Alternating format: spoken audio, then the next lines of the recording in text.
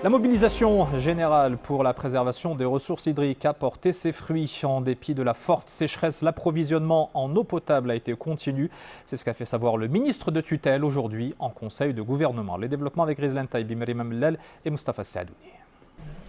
Les mesures d'urgence mises en place pour faire face au stress hydrique ont été passées en revue lors de ce conseil de gouvernement. Le ministre de l'Équipement et de l'Eau a expliqué qu'il a été procédé au dessalement de l'eau de mer, particulièrement à Agadir, où environ 15 millions de mètres cubes d'eau ont été traités depuis février dernier. Pour répondre aux besoins de la population des zones rurales, 706 camions-citernes ont été mobilisés, assurant l'approvisionnement de 2,7 millions d'habitants, répartis sur 75 préfectures et provinces, outre l'acquisition de 26 stations mobiles de dessalement dans 17 provinces et de 15 stations de dessalement des eaux saumâtres dans 9 provinces.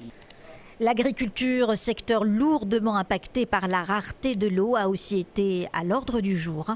Le département de tutelle a précisé que plus d'1 million de quintaux de semences sélectionnées, de blé tendre, de blé dur et d'orge ont été mobilisés pour assurer de bonnes conditions pour le lancement de la campagne agricole. Tous les besoins en graines de betterave seront satisfaits. Environ 70 000 unités de semences monogermes. L'approvisionnement du marché en près de 500 000 tonnes d'engrais phosphatés sera également assuré, tout en maintenant les mêmes tarifs. Le ministre de l'Agriculture a aussi souligné qu'au cours de cette saison, 1,2 million d'hectares de céréales, de légumineuses et d'oléagineuses et 50 000 hectares d'arbres fruitiers seront assurés. La problématique de l'économie des réserves d'or bleu qui est l'affaire de tous, une préoccupation également pour ce Marocain du monde qui a réalisé un rêve d'enfant en créant une maison exclusivement approvisionnée grâce à l'eau de pluie dans la région de Nador. La région connaît un manque de précipitations. C'est pour cela que cette idée est une belle initiative. Cette maison a été imaginée avec passion. Les travaux ont commencé il y a 12 ans. Cette famille souhaite mettre cette préoccupation au service de l'écotourisme.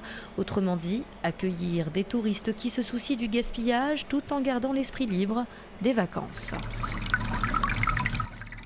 Direction Fès maintenant où la formation professionnelle vient de s'étoffer avec l'inauguration de nouveaux établissements. L'un d'eux contribue non seulement à doter les jeunes de compétences, mais également à les insérer dans le tissu économique. Reportage Sarah Jabrial, Din Hamidi. Après avoir obtenu un diplôme d'études universitaires générales en droit, Halima a décidé de donner un autre tournant à sa carrière.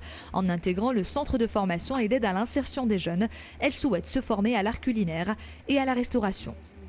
La cuisine. Je suis une passionnée de la cuisine, raison pour laquelle j'ai opté pour cette filière. Mon ambition est d'acquérir des compétences à même de me permettre de créer ma propre entreprise. Mon projet. Pouvant accueillir jusqu'à 354 stagiaires, ce nouveau centre de formation abrite également un espace d'information et d'orientation pour promouvoir l'entrepreneuriat chez les jeunes et faciliter leur insertion professionnelle. L'objectif de cette offre de services et de formation diversifiée est de cibler une catégorie plus large de jeunes et de leur permettre de s'insérer facilement dans la vie active. Nous offrons également des services de conseil et d'accompagnement pour les jeunes porteurs de projets. Le centre d'aide à l'insertion des jeunes apporte une carte diversifiée de 354 places pédagogiques par an qui se décline en 10 filières de formation touchant principalement au secteur du digital avec les spécialités du développement, de l'infrastructure et du marketing digital. 23 millions de dirhams ont été mobilisés pour la construction et l'équipement du centre de formation et d'aide à l'insertion des jeunes à Fès, fruit du partenariat reliant l'Office de la formation professionnelle et de la promotion du travail et la Fondation Mohamed V pour la solidarité. À présent, le rapprochement entre la Cour des comptes du Royaume du Maroc et le bureau du contrôleur et vérificateur général indien. Ils ont signé aujourd'hui à Rabat une convention d'entente pour renforcer le partage d'expériences et d'expertise. Les deux institutions qui sont également engagées dans la mise en œuvre des objectifs de développement durable de l'agenda des Nations Unies à l'horizon 2030. Sachez aussi que le Maroc a été élu au comité exécutif de la communauté des démocraties pour la période 2022-2024. Dans un communiqué, le ministère des Affaires étrangères rappelle que le Royaume est le seul pays de la région MENA à faire partie de cette instance. Cela vient aussi consacrer le choix démocratique de l'État sous le leadership de Sa Majesté le Roi, ainsi que son engagement constant et irréversible en faveur de la promotion et de la protection des libertés. Et à l'international aussi, notez que le secrétariat d'État américain vient de saluer les avancées transformatrices réalisées à la faveur des accords d'Abraham et de l'accord tripartite de rétablissement des relations entre le Maroc et Israël. Écoutez à ce propos le porte-parole du département d'État. Cette semaine, nous célébrons le 2e anniversaire de la signature des accords d'Abraham. Ces étapes ont été transformatrices pour Israël, les Émirats arabes unis, Bahreïn et le Maroc. Ces accords ont conduit à de nouvelles formes de coopération et d'intégration régionale. Nous nous engageons à faire progresser et à développer ces accords entre Israël et les pays à majorité arabe et musulmane afin de renforcer la sécurité, la prospérité et la paix régionale. Les États-Unis attendent avec intérêt de contribuer au renforcement et à l'approfondissement de ces partenariats dans les années à venir. L'actualité de ce vendredi marquée également par les longues files d'attente à Londres pour rendre un ultime hommage à feu la reine Elisabeth II. C'est la première info de ce tour du monde en 80 secondes piloté par Adil Lutété. Elisabeth II continue de fédérer les Britanniques plusieurs jours après sa mort. La dépouille de la reine disparue est entreposée dans un cercueil au palais de Westminster à Londres. Pour l'apercevoir une dernière fois, des centaines de milliers de Britanniques font la file pendant plusieurs heures par jour. Le recueillement prendra fin lundi au petit matin. L'Italie fait face au dérèglement climatique. La région centre des Marches est complètement inondée après des pluies diluviennes qui se sont abattues la nuit dernière. Elles ont provoqué une brusque montée des eaux. Le bilan dressé par les autorités fait état de 10 morts et de 4 disparus, des chiffres susceptibles d'être revus à la hausse.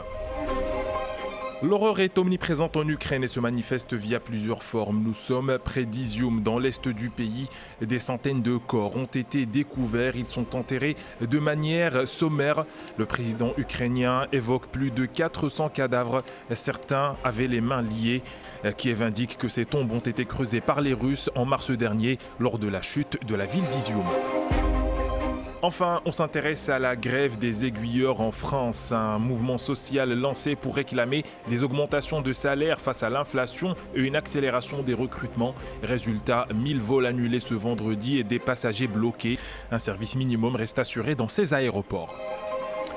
La France ou le Marocain Omar Haddad espère toujours voir son procès révisé. Il sera fixé le 13 octobre prochain à l'issue d'une audience à huis clos qui s'est tenue aujourd'hui devant la commission d'instruction de la Cour de révision, condamné en 1994 à 18 ans de prison pour le meurtre supposé d'une riche héritière qui l'employait. Le jeune jardinier avait bénéficié d'une grâce partielle en 1996. À présent, la défense compte sur la découverte de nouvelles traces ADN masculines qui n'appartiennent pas à Omar Haddad pour rouvrir le dossier judiciaire. Et tout de suite, dans notre rubrique Esprit d'entreprise, je vous invite à découvrir cette nouvelle manière de décrocher un emploi. Il suffit presque de traverser la rue en se rendant dans l'un des malls casablancais. Sur place ont été installées ces bornes qui permettent aux jeunes candidats de déposer leur CV et de répondre ainsi aux offres disponibles dans le secteur de la distribution. Un dispositif accessible en libre service. L'info New Tech du week-end, c'est cet engin que l'on croirait tout droit sorti d'un film de science-fiction. Le Hoverbike est le premier vélo volant au monde, développé par la start-up japonaise Airwinds Technologies. Il permet de s'élever au-dessus du sol et de se déplacer pendant 40 minutes à une vitesse pouvant atteindre 100 km/h. Seul petit hic, son prix 777 000 $, mais le constructeur prévoit une version plus petite à 50 000 $ tout de même d'ici 2025.